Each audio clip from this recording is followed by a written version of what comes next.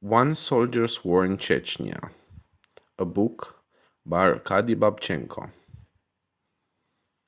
Preface. It would be wrong to think that the war in Chechnya began the day the Federal Army was brought in. There was certainly more than one motivation behind it. Chechnya is a complex tangle of factors and accidents, a whirlwind of events that future historians will have difficulty sorting out. The Chechnya conflict started in the early 1990s, soon after General Dzhokhar Dudayev came to power. He had been a pilot in the Soviet Air Force and fought in the Soviet-Afghan War. From the onset, he followed the policy of political independence for Chechnya and ultimately declared its secession from the Russian Federation. In 1991, Dudayev expelled Russian army forces from the territory of Chechnya. When the army withdrew, a huge amount of ammunition was left behind. More than 200 airplanes were abandoned in the airport of Grozny alone, together with tanks, armored carriers, artillery, and even several Grad rocket launchers. The amount of weaponry was simply astounding. Whole ammunition depots, tens of thousands of units were simply left behind. Lawlessness and chaos set in after Dudayev had announced a 100% amnesty for all criminals without exception, which led to a huge influx into Chechnya of all kinds of people who were in trouble with the law. The immediate result was an outbreak of banditry, and before long, murder and robbery had become commonplace. More often than not, non Chechens were the victims. A wave of Russian refugees flooded into Russia from Chechnya. It would be wrong to say that the genocide of the non Chechen population was a state policy, but Chechens, whose society is based on a system of clans known as tapes, were certainly better protected. Chechnya's current president, Ramizan Kadyrov, belonged to the Benoy tape, for example. Since Russians have no tape system, they found themselves completely defenseless. No one was going to avenge their deaths, and this made them easy prey. Growing gangsterism and unemployment undetermined Dudayev's authority and caused a split among the population. This conflict was exacerbated by the fierce struggle for domination going on among the tapes. In November 1994, pro-Moscow opposition forces led by Umar Avutkarnov stormed Grozny and were defeated. 20 Russian tanks were destroyed, together with their crews, and the few surviving tankmen were captured. Moscow renounced them. President Boris Yeltsin, a despotic ruler, couldn't have cared less about individuals, and he was infuriated that General Dudayev had acted beyond his authority. In, in my opinion, this was the real reason federal forces were sent into Chechnya. The military operation that threw the Dudayev regime was launched on 11 December of 1994. It was poorly planned. Recall the then Ministry of Defense General Grakyov's announcement that he would capture Grozny with 2 regiments in 2 hours. From the outset, the army was betrayed by the High Command. Its soldiers were insufficiently trained, depressed, and demoralized. They did not understand the aims of this war and were treated as cannon fodder. That December in Grozny, the Russian army bore huge losses. On New Year's Eve, the 131st Maikop Brigade was completely wiped out.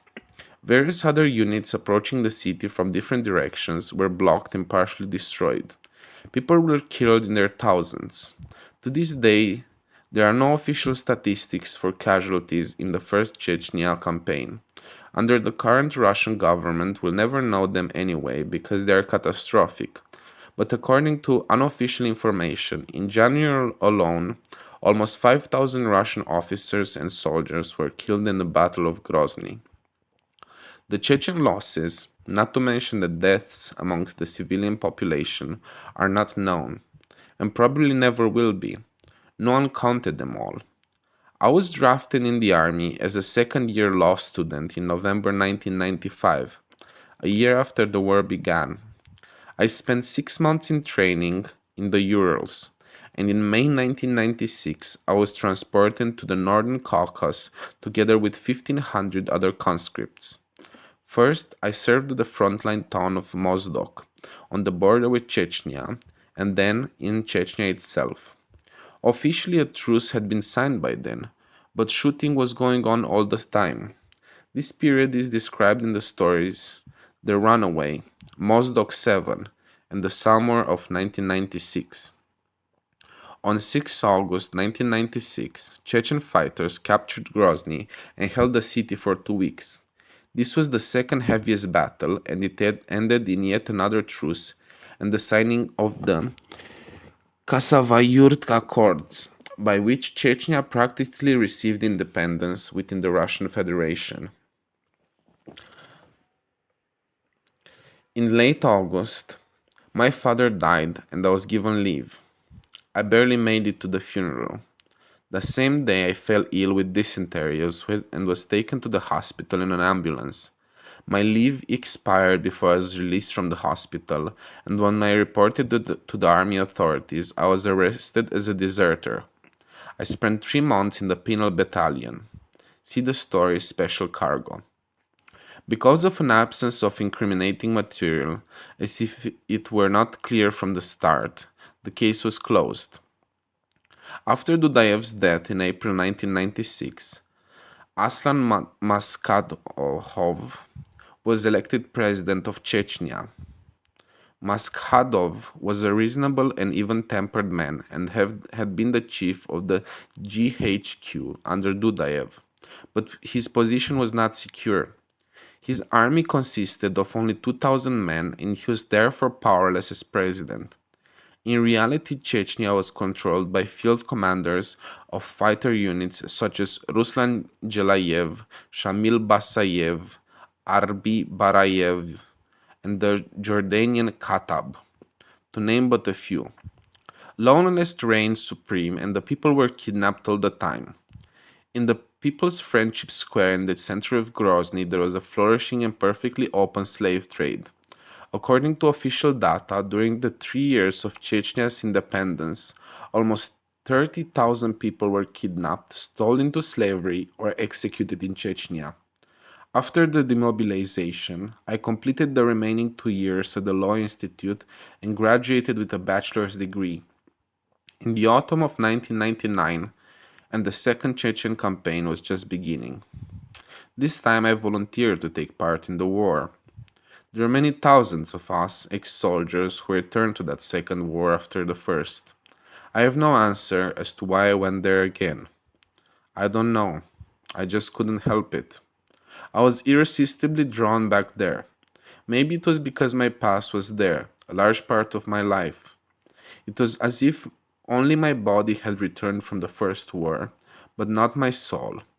Maybe war is the strongest narcotic in the world. At any rate, I couldn't just sit there.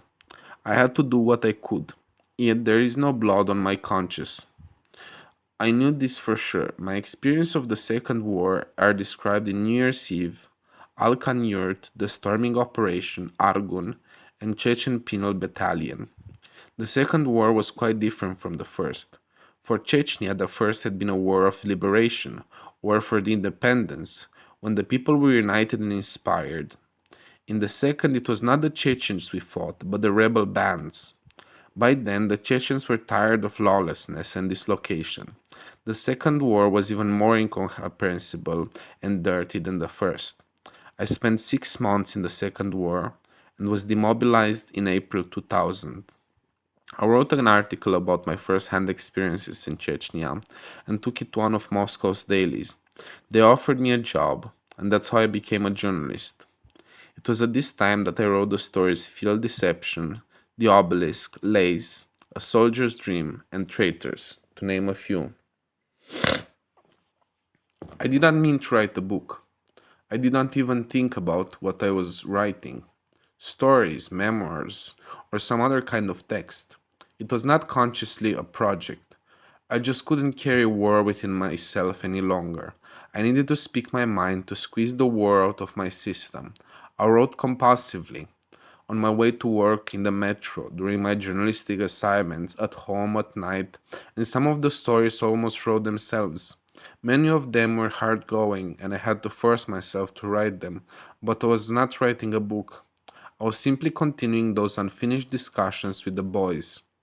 They stayed with me long after the war was over, and I could not let them go.